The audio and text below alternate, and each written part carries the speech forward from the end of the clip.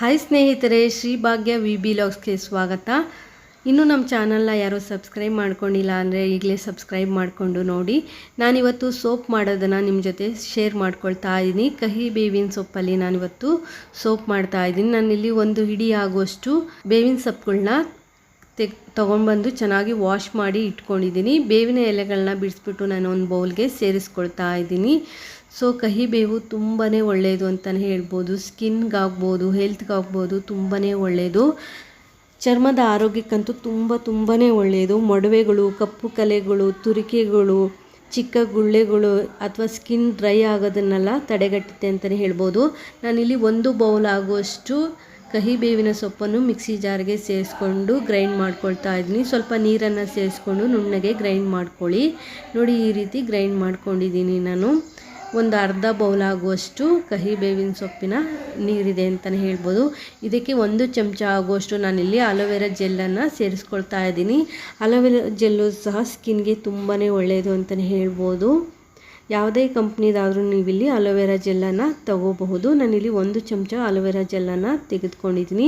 ಹಾಗೆ ನಾನಿಲ್ಲಿ 1 ಚಮಚ ಆಗುವಷ್ಟು ರೋಸ್ ವಾಟರನ್ನು ತೆಗೆದುಕೊಳ್ತಾ ಇದ್ದೀನಿ. ರೋಸ್ ವಾಟರು ಸಹ ಸ್ಕಿನ್ಗೆ ತುಂಬಾ ಒಳ್ಳೆಯದು ಅಂತಲೇ ಹೇಳ್ಬೋದು. ಹಾಗೆ ನಾನಿಲ್ಲಿ ಕೊಬ್ಬರಿ ಎಣ್ಣೆಯನ್ನು ಸಹ ತೆಗೆದುಕೊಳ್ತಾ ಇದ್ದೀನಿ. ಕೊಬ್ಬರಿ ಎಣ್ಣೆನೂ ಸಹ ಸ್ಕಿನ್ಗೆ ತುಂಬಾ ಒಳ್ಳೆಯದು. ನಾನಿಲ್ಲಿ 1 ಚಮಚ ಆಗುವಷ್ಟು ಅಕ್ಕಿ ಹಿಟ್ಟನ್ನು ತೆಗೆದುಕೊಳ್ತಾ ಇದ್ದೀನಿ. ಸ್ಕಿನ್ನ ಡ್ರೈ ಆಗಲಿಕ್ಕೆ ಬಿಡಲ್ಲ. ಈ ಎಲ್ಲ ಇಂಗ್ರೀಡಿಯೆಂಟ್ಸು ಸ್ಕಿನ್ನ ಡ್ರೈ ಆಗಲಿಕ್ಕೆ ಬಿಡಲ್ಲ. ಕಪ್ಪು ಕಲೆಗಳು ಅಥವಾ ಮೊಡವೆಗಳು ಹಾಗೆ ಸ್ಕಿನ್ ರಿಲೇಟೆಡ್ ಏನಾದರೂ ಪ್ರಾಬ್ಲಮ್ಸ್ ಇದ್ದರೆ ಅವೆಲ್ಲ ಕ್ಲಿಯರ್ ಆಗುತ್ತೆ ಅಂತಲೇ ಹೇಳ್ಬೋದು. ಸ್ಕಿನ್ಗೆ ತುಂಬಾ ಒಳ್ಳೆಯದು ಅಂತಲೇ ಹೇಳ್ಬೋದು. ಈಗ ಚೆನ್ನಾಗಿ ಎಲ್ಲ ಇಂಗ್ರೀಡಿಯೆಂಟ್ಸ್ನ ಮಿಕ್ಸ್ ಮಾಡ್ಕೊಳ್ಳಿ. ಒಂದು ಸ್ವಲ್ಪನೂ ಗಂಟುಗಳು ಇರಬಾರ್ದು. ಆ ರೀತಿ ನೀವು ಮಿಕ್ಸ್ ಮಾಡಿ, ಗಂಟುಗಳು ಇಲ್ಲದೇ ಇರೋ ರೀತಿ ನೀಟಾಗಿ ಮಿಕ್ಸ್ ಮಾಡಿ ಇಟ್ಕೋಬೇಕಾಗತ್ತೆ. ಈಗ ಮಿಶ್ರಣ ರೆಡಿ ಇದೆ. ನಾನಿಲ್ಲಿ ಸೋಪ್ ಬೇಸನ್ನು ತೆಗೆದುಕೊಂಡಿದ್ದೀನಿ. ಸೊ ನಾನಿಲ್ಲಿ 1 ಬೌಲ್ ಆಗೋಷ್ಟು ಸೋಪ್ ಬೇಸನ್ನು ತೆಗೆದುಕೊಂಡಿದ್ದೀನಿ. ಸೋಪ್ ಬೇಸ್ ತೊಗೊಂಡು ಈ ರೀತಿ ಸಣ್ಣ ಸಣ್ಣದಾಗಿ ಕಟ್ ಮಾಡ್ಕೋಬೇಕಾಗತ್ತೆ. ಹಾಗೆ ಸೋಪ್ ಬೇಸ್ ಇಲ್ಲ ಅಂದರೆ ನೀವು ಪಿಯರ್ ಸೋಪನ್ನೇ ತಗೋಬೋದು. ಪಿಯರ್ ಸೋಪಲ್ಲಿ ಗ್ಲಿಸರಿನ್ ಜಾಸ್ತಿ ಇರುತ್ತೆ, ಅಂದರೆ 98% ಗ್ಲಿಸರಿನ್ ಇರುತ್ತೆ. ಗ್ಲಿಸರಿನ್ ಇರುವಂಥ ಯಾವುದೇ ಸೋಪನ್ನು ಯೂಸ್ ಮಾಡಿಕೊಂಡು ನೀವು ಮನೆಯಲ್ಲೇ ಸೋಪನ್ನು ತಯಾರಿಸ್ಬೋದು. ಸೊ ಈ ಇಂಗ್ರೀಡಿಯೆಂಟ್ಸ್ ನಮ್ಮ ಸ್ಕಿನ್ಗೆ ರಿಲೇಟೆಡ್ ಅಂದರೆ ಹೊಂದ್ಕೊಳ್ಳುವಂತಹ ಇಂಗ್ರೀಡಿಯೆಂಟ್ಸ್ನ ಉಪಯೋಗಿಸ್ಕೊಂಡು ನಾವು ಮನೆಯಲ್ಲೇ ಸೋಪನ್ನು ಮಾಡ್ಕೋಬಹುದು. ನಾನಿಲ್ಲಿ ನ್ಯಾಚುರಲ್ ಆಗಿರುವಂಥ ಸೋಪ್ ಬೇಸನ್ನು ತೊಗೊಂಡಿದ್ದೀನಿ. ಆನ್ಲೈನ್ಗಳಲ್ಲೆಲ್ಲ ಸಿಗುತ್ತೆ. ಸೊ ಶಾಪ್ಗಳಲ್ಲಿ ಸಿಗಲ್ಲ, ಆನ್ಲೈನಲ್ಲಿ ಸಿಗುತ್ತೆ. ನಾನಿಲ್ಲಿ ಡಬಲ್ ಬಾಯ್ಲರ್ ಸಿಸ್ಟಮಲ್ಲಿ ನಾನಿಲ್ಲಿ ಸೋಪ್ ಬೇಸನ್ನು ಕರಗಿಸ್ಕೊಳ್ತಾ ಇದ್ದೀನಿ. ಸೊ ಸೋಪ್ ಬೇಸನ್ನು ಕರಗಿಸ್ಕೊಳ್ಳಿಕ್ಕೆ ಕೆಳಗಡೆ ಒಂದು ಬಾಣಲಿ ಇಟ್ಕೊಂಡು ಅದಕ್ಕೊಂದು ಸ್ವಲ್ಪ ನೀರು ಹಾಕಿ ಬಿಸಿಯಾಗಲಿಕ್ಕೆ ಇಟ್ಟಿದೆ. ಮೇಲ್ಗಡೆ ಒಂದು ಪಾತ್ರೆಯಲ್ಲಿ ಸೋಪ್ ಬೇಸನ್ನು ಅಂದರೆ ಸಣ್ಣ ಸಣ್ಣದಾಗಿ ಸೋಪ್ ಬೇಸ್ ಏನು ನಾನು ಕಟ್ ಮಾಡಿ ಇಟ್ಕೊಂಡಿದ್ದೆ ಅದನ್ನ ಸೇರಿಸ್ಬಿಟ್ಟು ನಾನಿಲ್ಲಿ ಕರಗಿಸ್ಕೊಳ್ತಾ ಇದ್ದೀನಿ. ನೀವಿಲ್ಲಿ ಪಿಯರ್ ಸೋಪನ್ನು ತೆಗೆದುಕೊಂಡು ಅದನ್ನು ಸಹ ಇದೇ ರೀತಿ ಕರಗಿಸ್ಕೋಬೋದು. ಸೋಪ್ ಬೇಸ್ ಇವಾಗ ಚೆನ್ನಾಗಿ ಕರಗಬೇಕು. ಸ್ವಲ್ಪ ನೀರು ಥರ ಆಗುತ್ತೆ ಕರಗಿ. ಆ ರೀತಿ ಕರಗಿಸ್ಕೋಬೇಕಾಗುತ್ತೆ. ಹೊಸದಾಗಿ ಯಾರೆಲ್ಲ ನಮ್ಮ ಚಾನಲ್ ನೋಡ್ತಾ ಇದ್ದೀರಾ, ನಮ್ಮ ಚಾನಲ್ನ ಸಬ್ಸ್ಕ್ರೈಬ್ ಮಾಡಿಕೊಂಡು ನೋಡಿ. ಸೋಪ್ ಬೇಸ್ನ ಕರಗಿಸ್ಕೊಳ್ಳೋಕ್ಕೆ ಹೆಚ್ಚು ಸಮಯ ಏನು ತೆಗೆದುಕೊಳ್ಳಲ್ಲ. 1 to 3 ಮಿನಿಟ್ಸ್ ಆಗುತ್ತೆ. ಸೊ ಅದು ಬೇಗನೆ ಕರಗುತ್ತೆ ಅಂತಲೇ ಹೇಳ್ಬೋದು. ಕೆಳಗಡೆಯಿಂದ ಬಿಸಿ ತಾಗೋದ್ರಿಂದ ಅದು ಬೇಗನೆ ಕರಗುತ್ತೆ. ಕರಗಿ ಈ ರೀತಿ ವಾಟರ್ ಥರ ಆಗುತ್ತೆ, ನೀರು ಥರ ಆಗುತ್ತೆ. ಅಲ್ಲಿವರೆಗೂ ನೀವು ಕರಗಿಸ್ಕೋಬೇಕು. ಪೂರ್ತಿಯಾಗಿ ಸೋಪ್ ಬೇಸು ಕರಗಬೇಕು, ಅಲ್ಲಿವರೆಗೂ ನೀವು ಕರಗಿಸ್ಕೋಬೇಕಾಗತ್ತೆ. ತ್ವಚೆಗೆ ತುಂಬಾ ಒಳ್ಳೆಯದು. ಮನೆಯಲ್ಲೇ ನಾವು ಈ ರೀತಿ ಹೋಮ್ ಮೇಡ್ ಸೋಪನ್ನು ಮಾಡಿಕೊಂಡು ನಮ್ಮ ಸ್ಕಿನ್ಗೆ ಯಾವುದು ಹೊಂದ್ಕೊಳ್ಳುತ್ತೆ ಆ ರೀತಿಯ ಸೋಪ್ಗಳನ್ನ ಮನೆಯಲ್ಲೇ ಮಾಡಿಕೊಂಡು ಉಪಯೋಗಿಸೋದ್ರಿಂದ ನಮ್ಮ ಸ್ಕಿನ್ನು ಸಹ ಚೆನ್ನಾಗಿ ಆರೋಗ್ಯವಾಗಿರುತ್ತೆ ಅಂತಲೇ ಹೇಳ್ಬೋದು. ನೋಡ್ತಾ ಇರ್ಬೋದು, ಈಗ ಸೋಪ್ ಬೇಸು ಚೆನ್ನಾಗಿ ಕರಗಿದೆ. ಈ ರೀತಿ ನಾವು ಸೋಪ್ ಬೇಸನ್ನು ಕರಗಿಸ್ಕೋಬೇಕಾಗತ್ತೆ. ನೀವು ಪಿಯರ್ ಸೋಪ್ ತಗೊಂಡ್ರೆ ಅದನ್ನು ಸಹ ಇದೇ ರೀತಿ ನೀಟಾಗಿ ಕರಗಿಸ್ಕೋಬೇಕಾಗತ್ತೆ.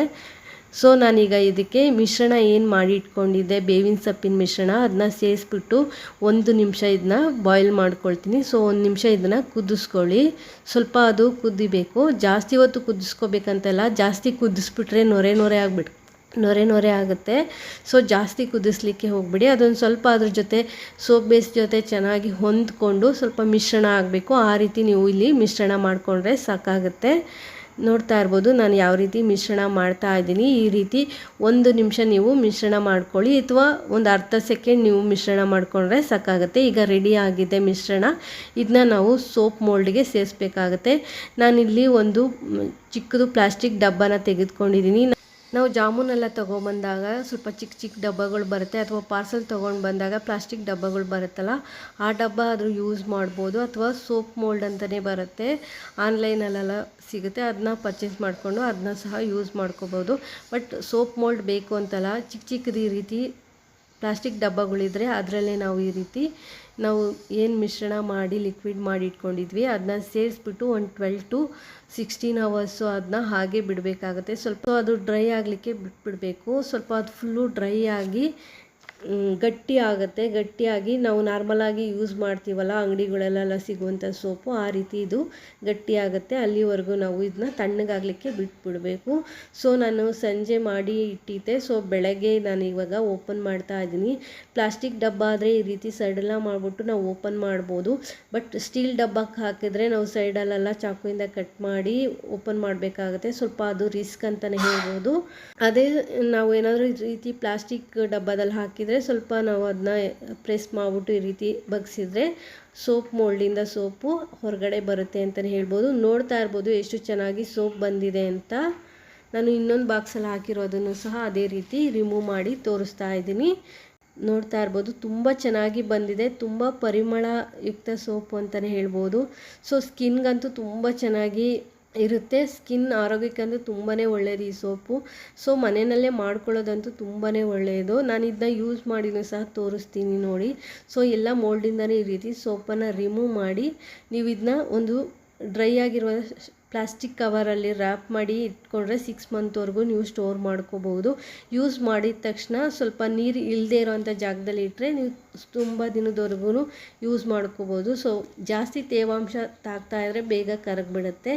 ಸೊ ಸೋಪ್ನ ಮಾಡಿ ಇಟ್ಕೊಂಡಿದ್ದೀನಿ. ನಾನು ಇದನ್ನ ಯೂಸ್ ಮಾಡಿನೂ ಸಹ ತೋರಿಸ್ತೀನಿ. ನೋಡ್ತಾ ಇರ್ಬೋದು ತುಂಬ ಚೆನ್ನಾಗಿದೆ.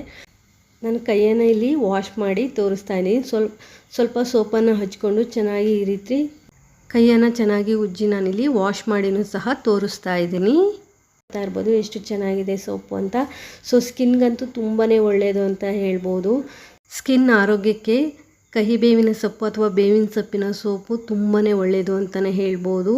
ಸೊ ನೀವು ಒಂದ್ಸಲ ಮನೇಲಿ ಟ್ರೈ ಮಾಡಿ ನೋಡಿ, ಯೂಸ್ ಮಾಡಿ ನೋಡಿ ಹೇಗೆ ಬಂದಿದೆ ಅಂತ ಕಮೆಂಟ್ ಮಾಡಿ ತಿಳಿಸಿ. ವಿಡಿಯೋನಾದ್ರೂ ಇಷ್ಟ ಆದರೆ ಒಂದು ಲೈಕ್ ಕೊಡಿ. Thanks for watching this video.